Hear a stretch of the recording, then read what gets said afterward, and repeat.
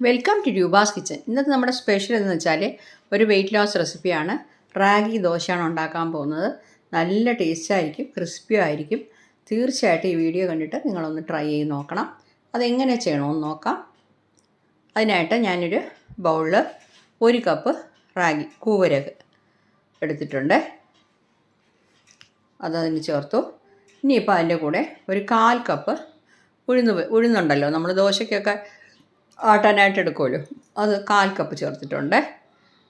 ഇനി 1 table spoon ഉലുവ അതും ചേർക്കുന്നു.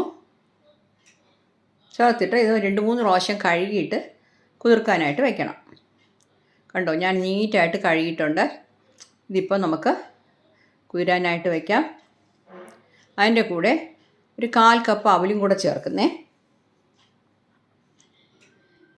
അപ്പോൾ ഇതൊരു 5 മണിക്കൂർ നമ്മൾ കുതിർക്കാനായിട്ട് വെക്കണം. എങ്കിൽ നല്ല രീതിയിൽ കുതിർന്ന് കിട്ടുള്ളൂ. ഇതുപോലെ മുങ്ങുന്ന രീതിയിൽ വെള്ളം ഒഴിച്ച് വയ്ക്കാം. അപ്പോൾ 5 മണിക്കൂർ ആവട്ടെ. ഇപ്പോൾ നോക്കൂ, തുറന്ന് നോക്കാം. നമുക്ക് 5 മണിക്കൂറായിട്ടുണ്ട്. എല്ലാം നല്ല രീതിയിൽ കുതിർന്ന് വന്നിട്ടുണ്ട് കേട്ടോ. അപ്പോൾ ഇതിലുള്ള വെള്ളം കളയണ്ട. ഈ വെള്ളം വെച്ച് തന്നെ നമുക്ക് അരയ്ക്കാനായിട്ട് എടുക്കാം. മിക്സിയുടെ ജാറിൽ, ഗ്രൈൻഡറിലിട്ടാണെങ്കിൽ അരയ്ക്കാം കേട്ടോ. ഞാനിപ്പോൾ മിക്സിയുടെ ജാറിൽ 2 പ്രാവശ്യമായിട്ട് അരയ്ക്കാമെന്ന് വിചാരിച്ചു. അപ്പോൾ ചേർത്തിട്ട് അതിലുള്ള വെള്ളവും കൂടെ കുറച്ച് ചേർത്തിട്ട് നല്ല രീതിയിൽ അരച്ചിട്ട് എടുക്കാം. ഞാൻ 1 പ്രാവശ്യം അരച്ചെടുത്തിട്ടുണ്ട്. കണ്ടോ. ഇനിയിപ്പോൾ അടുത്തതും ബാക്കിയുള്ളതും കൂടെ നമുക്കിതുപോലെ തന്നെ അരച്ചെടുത്തേക്കാം.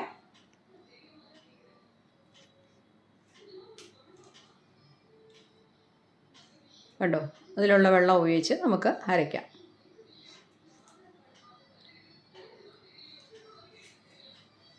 അപ്പോൾ ബാക്കിയുള്ളതും കൂടെ ഞാൻ നല്ല രീതിയിൽ അരച്ചെടുത്തിട്ടുണ്ട്.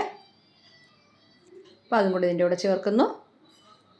നമുക്ക് ദോശ ഉണ്ടാക്കാനായിട്ട് ഇനി വെള്ളം ആവശ്യം വന്നെങ്കിൽ ചേർക്കണം. ആവശ്യം വരത്തില്ല. ഇതിപ്പോൾ കറക്റ്റായിട്ടുണ്ട് ബാറ്റർ.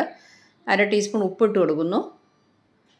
പിന്നെ മിക്സിയുടെ ജാറിൽ ശകലം വെള്ളം, ഒരു 2 ടേബിൾ സ്പൂൺ വെള്ളം ചേർത്തിട്ട് നമുക്ക് അതും കൂടെ ചേർത്ത് കൊടുക്കാം.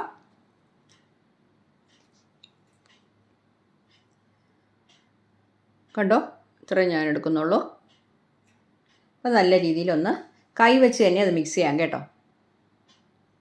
കൈ വെച്ച് മിക്സ് ചെയ്യുമ്പോൾ അത് നല്ല രീതിയിൽ മാവ് പുളിക്കാനും പൊങ്ങി വരാനും ഒക്കെ നല്ലതായിരിക്കും. അപ്പോൾ കൈ കൊണ്ട് കുഴയ്ക്കുന്നതുകൊണ്ട് അങ്ങനെ ഒരു ഗുണമുണ്ട്. അപ്പോൾ ഞാൻ കൈ കൊണ്ട് നല്ല രീതിയിൽ മിക്സ് ചെയ്തിട്ടുണ്ട്. അപ്പോൾ ഞാൻ ബ്രേക്ക്ഫാസ്റ്റിന് വേണ്ടിയാണ് ഇത് ചെയ്യുന്നത്. അപ്പോൾ രാത്രി ഓവർനൈറ്റ് നമ്മളിത് പുളിക്കാനായിട്ട് വച്ചിരിക്കാം. അപ്പോൾ അത് മൂടി വെച്ചിട്ട് അടുത്ത ദിവസം രാവിലെ ദോശ ഉണ്ടാക്കാം. അപ്പോൾ പൊങ്ങി വരാനായിട്ട് നമ്മൾ രാത്രി മുഴുവൻ വെക്കുന്നു, അത്രയേ ഉള്ളൂ. ഇല്ലാന്നുണ്ടെങ്കിൽ നിങ്ങൾ രാവിലെ അരച്ചിട്ട് രാത്രി നമുക്ക് ഡിന്നറിന് എടുക്കാം. അങ്ങനെയും ചെയ്യാം. ഇരിക്കട്ടെ. കണ്ടോ, അടുത്ത ദിവസം രാവിലെ ആയിട്ടുണ്ട്. ഞാൻ തുറന്നു നോക്കാം. കണ്ടോ, മാവ് നല്ല പൊങ്ങിയിട്ട് സൂപ്പറായിട്ട് വന്നിട്ടുണ്ട്. കണ്ടോ, നമ്മൾ ദോശയ്ക്ക് ഇഡ്ഡലിക്ക് അരിയൊക്കെ ഇട്ട് അരയ്ക്കുമല്ലോ, ദോശയ്ക്കും ഇഡ്ഡലിക്കും ഒക്കെ, അതുപോലെ തന്നെ കേട്ടോ. ഇതിപ്പോൾ ഈ മാവ് വന്നിട്ട് നമ്മളിപ്പോൾ ഇന്നത്തേക്ക് ആവശ്യമുള്ളത് നമ്മളെടുത്ത് ഒരു പാത്രത്തിൽ എടുത്തിട്ട് ബാക്കിയുള്ളത് ഫ്രിഡ്ജിൽ സൂക്ഷിക്കുകയാണെങ്കിൽ ഒരാഴ്ച വരെ നമുക്ക് ഈ മാവ് വച്ചിരിക്കാം. നമ്മൾ ആട്ടിയ മാവൊക്കെ ചെയ്യുന്നത് പോലെ. ഇപ്പം നമ്മൾ അരി ചേർത്തിട്ടില്ല. അപ്പോൾ ഇടയ്ക്കിടയ്ക്ക് അരിയൊന്നും ചേർക്കാതെ നമ്മൾ ഫുഡ് ഉണ്ടാക്കി കഴിക്കണം. എപ്പോഴും കാർബ് ധാരാളം കഴിക്കാൻ പാടില്ല. റാഗിയിലും കാർബുണ്ട്, എന്നാലും അതിൽ വേറെ ഒരുപാട് ഗുണങ്ങളൊക്കെ ഉള്ളതാണ്. കണ്ടോ, ഇപ്പം നമ്മുടെ മാവ് ശരിക്കും പരുവത്തിനായിട്ടുണ്ട്. ഇനിയിപ്പോൾ നമുക്ക് ദോശ ഉണ്ടാക്കേണ്ടത് തന്നെ.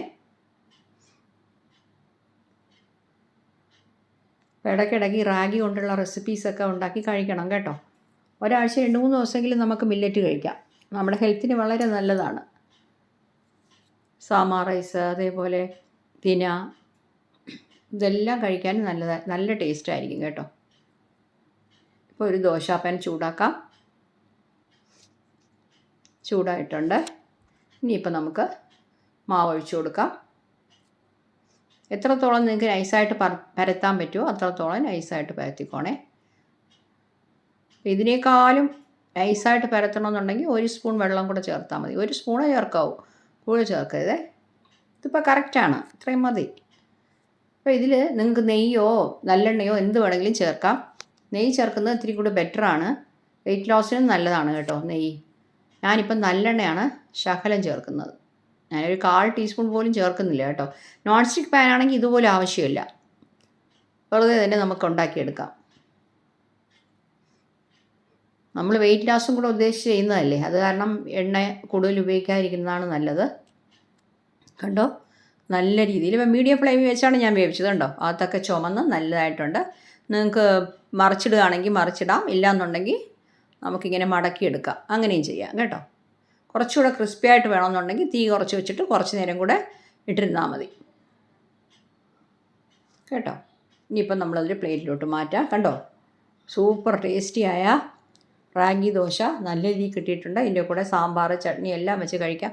ഞാനിന്ന് സാമ്പാറും ചട്നിയും ഉണ്ടാക്കിയിട്ടുണ്ട് കേട്ടോ. നിങ്ങൾക്ക് ഇഷ്ടമുള്ള കറി എന്താണോ അത് വെച്ച് കഴിക്കാം. അപ്പോൾ നല്ല ഹെൽത്തി ആയിട്ടുള്ള റാഗി ദോശ എല്ലാവരും ഒന്ന് ഉണ്ടാക്കി നോക്കണം കേട്ടോ.